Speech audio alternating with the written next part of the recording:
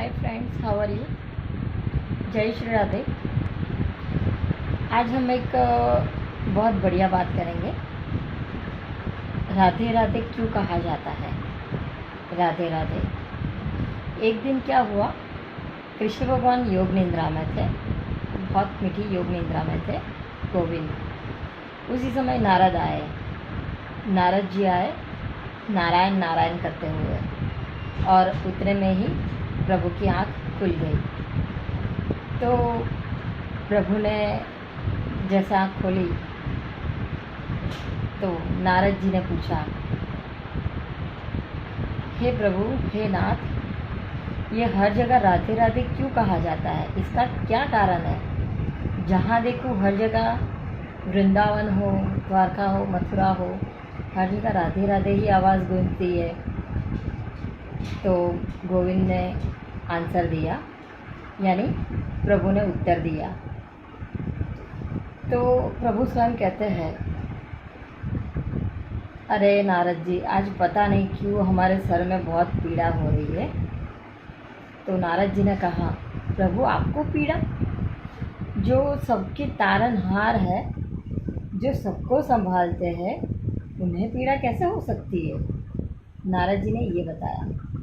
तो प्रभु ने बताया, नहीं आज नारद जी, आज हमें बहुत पीड़ा हो रही है, सिर जैसे फट रहा है हमारा, और बहुत अधिक पीड़ा हो रही है, हम सह भी नहीं पा रहे हैं। तो नारद जी तो बहुत प्रेम करते हैं अपने प्रभु से, तो नारद जी से देखा नहीं गया। तो उन्होंने पूछा, प्रभु बताइए हम क्या सेवा करें आपकी, हम ऐसा क्या करें कि आपकी पीड़ा हम दूर कर सकें। तब उसी समय प्रभु ने, यानी साक्षात कृष्ण भगवान ने बताया कि आप एक काम करिए, हमारा ये सर इसलिए दुख रहा है कि उसके लिए हमें कुछ चाहिए, अगर वो हमें प्राप्त नहीं होगा तो हमारा ये सिर मिटेगा नहीं, बहुत अधिक पीड़ा हो रही है हमें। तो एक काम करिए, ऐसा कोई भक्त हो हमारा जिसके चरणों की हमें रज चाहिए। हमारा ऐसा एक भक्त है जिसके चरणों की रज हमें ला कर दीजिए, उसे हम हमारे सिर पर लगाएंगे तो हम स्वस्थ हो जाएंगे। तो प्रभु ने नारद जी से ये कहा। तो नारद जी तो बड़े ही जल्दी जल्दी में बोले, ठीक है प्रभु, मैं अभी जाता हूँ और तुरंत ढूंढ कर लाता हूँ, आपका वो भक्त कहाँ मिलेगा वो बता दीजिए। तो क्या आप जाइए, ढूंढिए, सब कुछ हम कैसे करेंगे, आपको करना है, आप जाइए और ढूंढ के लाइए। ऐसा हमारा भक्त है जिसके चरणों की रज चाहिए, जो रज वो हमें दे सके ना, वही हमारा भक्त होगा। तो नारद जी तो दुविधा में आ गए, अब क्या करें, तो क्या करें, कैसे ढूंढे इतनी बड़ी सृष्टि में। तब उन्होंने शुरुआत पहले गोविंद के घर से की थी। श्री हरि विष्णु यानी साक्षात कृष्ण भगवान के घर से ही शुरुआत की उन्होंने। सोचा चलो ना पहले उनके घर से ही तलाश कर लेते हैं, शायद उनके यहाँ कोई भक्त हो या आया हो उनके यहाँ रहने के लिए या रुकने के लिए।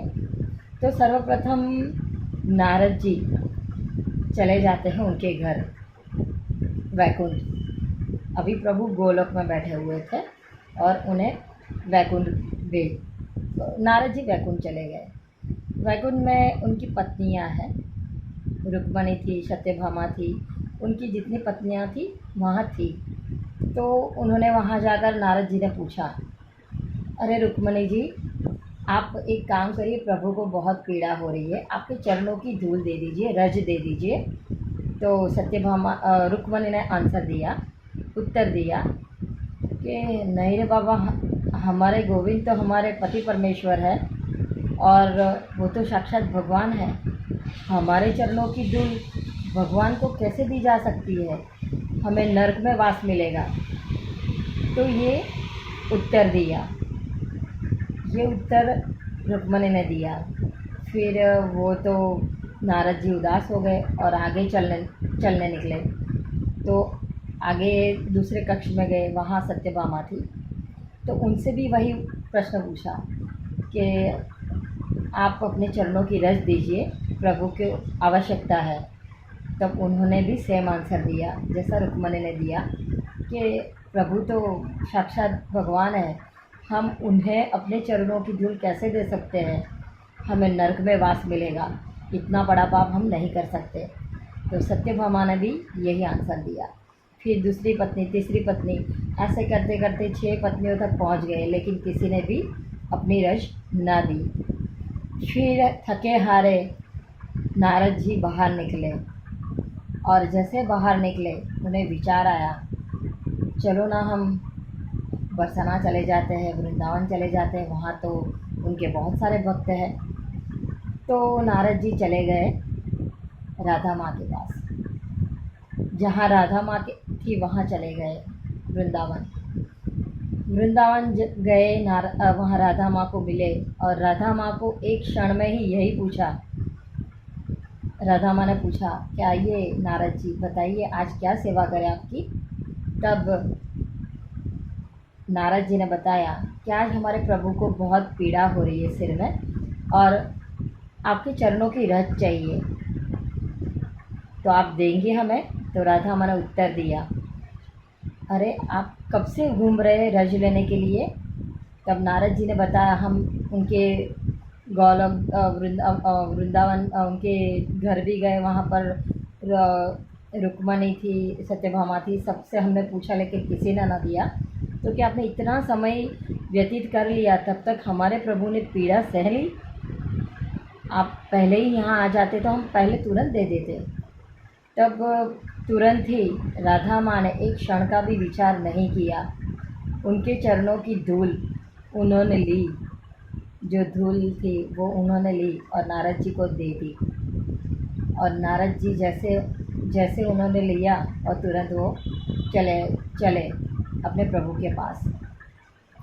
जैसे ही कृष्ण भगवान के पास आते हैं, कृष्ण भगवान को हाथ में दिया, और कृष्ण भगवान ने वही रज अपने सिर पर लगाई, और उनकी पीड़ा शांत हो गई।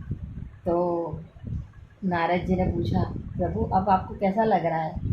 तब प्रभु ने उत्तर दिया, अब हमें बहुत अच्छा है, अब हमें कोई पीड़ा नहीं है। तो बोले, ये कहाँ से लाए आप? आपको पता चल गया ना नारद जी? तब नारद जी ने कहा कि हाँ, ये रज आपके लिए सिर्फ और सिर्फ राधा ने दी। तो अब आपको समझ में आ गई बात कि हर जगह राधे राधे क्यों कहा जाता है?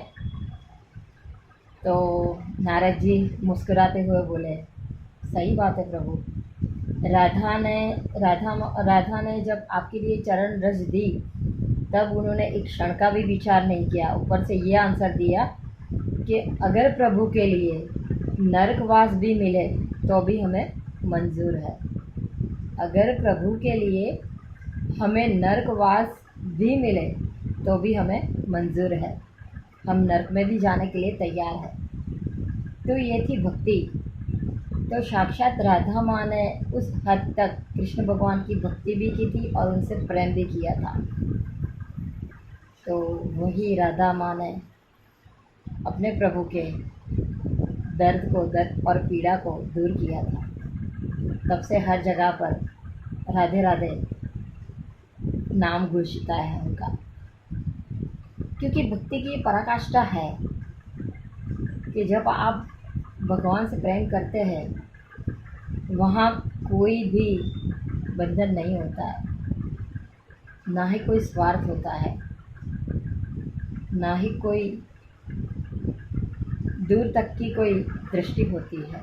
बस एक ही चीज़ होती है कि जिससे हमने प्रेम किया, जिनकी हमने भक्ति की, उनके लिए हम कुछ भी कर सकते हैं। तो ये थी हमारी राधा माँ, और ये है, ठीक है। जय श्री राधे। हरे कृष्णा कृष्णा कृष्णा हरे हरे, हरे राम राम राम हरे हरे। जय श्री राधे।